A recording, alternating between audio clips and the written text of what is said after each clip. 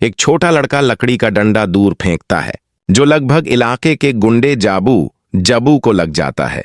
जाबू गुस्से में पूछता है, जानता है मैं कौन हूं? लड़का सिर हिलाकर ना कहता है। जाबू फिर पूछता है, जाबू को जानता है? लड़का कहता है, वो तो मर चुका है। ये सुनकर जाबू आगाबूला हो जाता है। वो एक जहरीला सांप मंगवाता है। लड़का भागने की कोशिश करता है, लेकिन जाबू उसका हाथ पकड़ लेता है। वो पूछता है, अगर ये सांप काट ले तो क्या होगा? लड़का डरते हुए कहता है, मौत। तभी जाबू सांप को खुद पर छोड़ देता है और चमत्कार, सांप मर जाता है। वो नहीं। वो मुस्कुराकर कहता है, मैं नहीं मरता। असल में जाबू का उस इलाके में अपना निजी सैन्य बल था। जो भी उसका विरोध करता, उसे सबके सामने मार दिया जाता।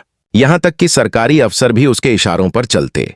सरकार तंग आ गई और जनता को लेकर विद्रोह की योजना बनाई। खबर सुनते ही जाबू गाड़ी लेकर मीटिंग में घुस गया। लोगों में भगदड़ मच गई। वो मंच पर बैठे मंत्री तक को नहीं छोड़ता।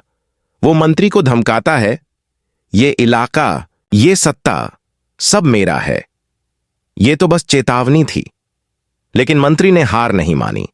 उसने एक बहादुर अभियोजक प्रोसिक्यूटर को बुलाया, जो आते ही जाबू की आधी सेना खत्म कर देता है और उसका हथियारों का गोदाम खोज निकालता है। जनता में उम्मीद जगती है, अब कोई हमें नहीं दबा सकेगा। जाबू गुस्से में फट पड़ता है, सरकारी सैनिकों पर हमला करवाता है और रात में उनके कैंप पर घात लगाकर हमला करता है। कई सैनिक मारे जाते हैं। फिर वो अभियोजक को पकड़ लेता है, उसे पैरों में घुंघरू बांधकर नाचने को मजबूर करता है। जो सैनिक रोकने की कोशिश करते हैं, उन्हें वहीं गोली मार दी जाती है। अपमानित होकर अभियोजक नाचता है। जनता का दिल दहल जाता है। इसके बाद उसे जंगल के उस इलाके में ले जाया जाता है जहां सरकार के खिलाफ बोलने वालों को चीलों से मरवाया जाता है। पर अचानक अभियोजक भाग निकलता है।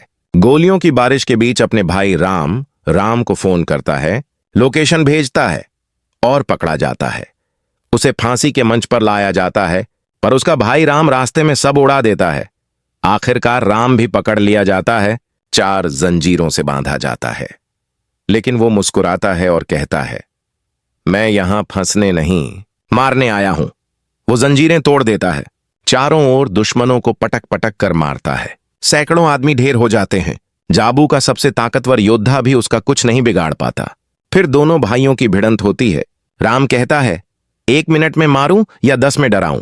जाबू हमला करता है, पर राम उसे पछाड़ देता है। आखिर में एक ही वार में जाबू को खत्म कर देता है। लेकिन उसका भाई अभियोजक जान बचाने के बावजूद दम तोड़ देता है। राम की आंखों में आंसू हैं। फिर अचानक जब जाबू को सबके सामने अमर बताया जा रहा होता है, भाभी, अभियोजक की पत्नी, आ जाती है। वो कहती है, आज तेरी मौत तय है। जाबू हंसकर कहता है, राम को भेज, मैं उसका लहू बहाऊंगा। भाभी कहती है, तेरे पास सिर्फ 10 मिनट हैं। और 10 मिनट बाद दीवार तोड़ते हुए राम आता है। एक गोली, एक किक, एक विस्फोट, और जो सामने आया मर गया। अंत में दोनों का आमना सामना होता है। जाबू हमला करता है, राम बचता है। राम लगातार वार करता है और जाबू की बांह तोड़ देता है। वो अपने भाई के नाच के वही घुंघरू बांधता है और कहता है, अब ये नाच तेरे लिए। कुछ ही पलों में राम वार पर वार करता है और जाबू अपनी ही तलवार पर गिरकर मर जाता है। कहानी यहीं खत्म होती है।